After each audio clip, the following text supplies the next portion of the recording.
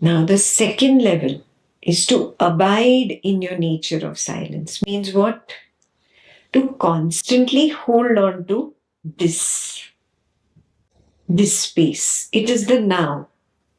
Constantly be there and recognize that this space knows this. This infinite space knows this arising. Yeah. Then I am abiding in my nature of silence, and this arising of the body is nothing but noise of action. Yeah. So when I recognize, oh, I am at the periphery, and at the center there is some arising trying to attract me. It is only noise actually. My silence is so special. Yes. And this noise is trying to take me away from my silence. So when I'm at the periphery, I am abiding in my nature. When I have collapsed into the center, which is into the arising, I have become the noise of action myself. So, moment to moment, testing yourself. Am I here or am I here? Am I here or am I here? Now, of course, I have to check this both in pleasant situations and unpleasant situations. Yeah. It's easy to be here when everything is calm and quiet. Nothing pleasant happening, nothing unpleasant happening, just everything is just quiet. Very easy to be at the periphery.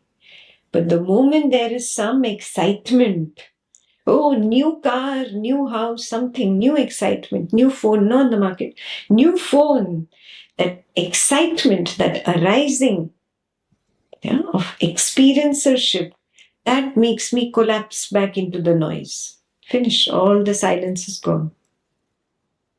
Yeah, so that is an example of pleasant. An example of unpleasantness, somebody just says one little comment on how you are looking. Oh, the pink is not looking good on you today. That was sufficient for you to collapse from the periphery to the center.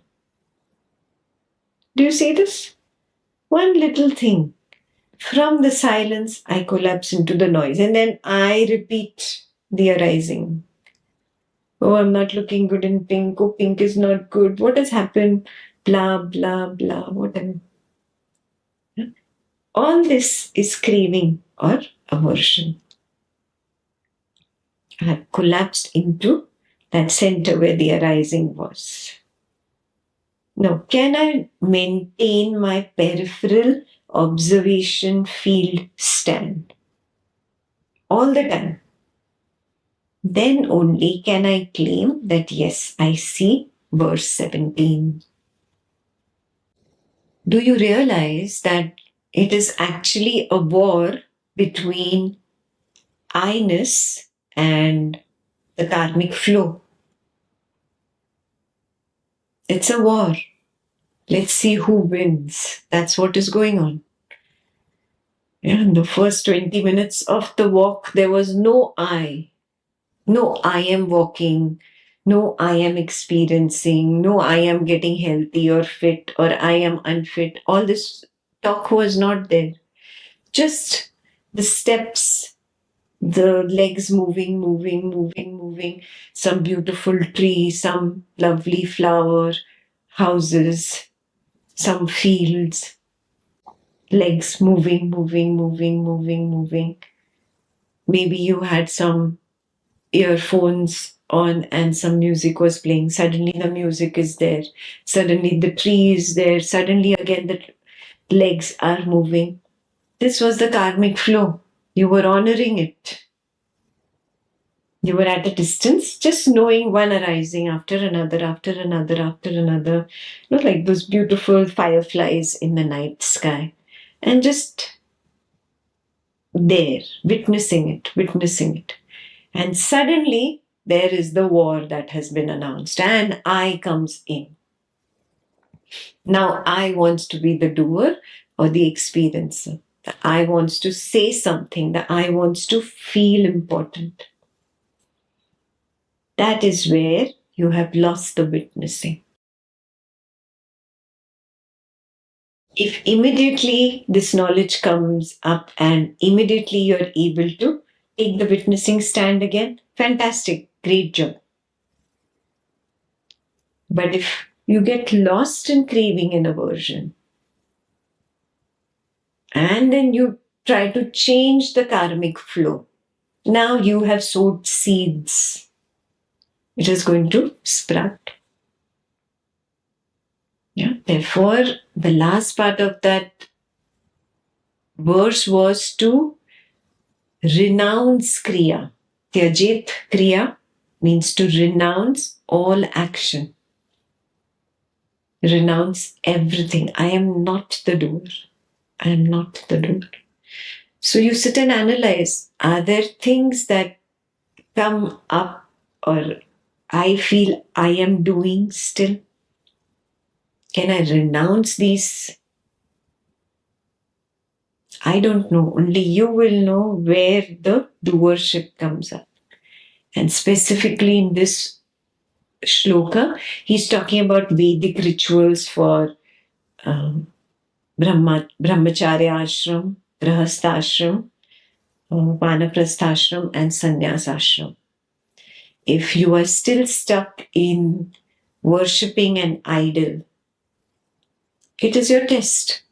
Are you strong enough today at your witness stand that you can give up your idol? It will reinforce that conviction in you that yes, I have dropped attachment to these rites and rituals. Renounce any attachments where you feel you are the doer or you are the experiencer, specifically related to all religious and spiritual activities that you have been performing. Then only have you reached the state where verse 17 you can say confidently is my direct seeing. Then only you know that you are Paramatma. You yourself are. You don't have to worship another Paramatma. It would be so egoistic to worship yourself, right? This realization comes up. Oh, all my life, all I've been doing, standing in front of the mirror and taking the little candle or diya around my own reflection. Oh, how egoistic is that? Can I just drop this?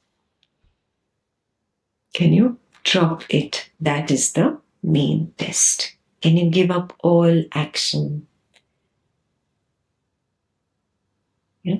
Can you do the Kriya Tyag?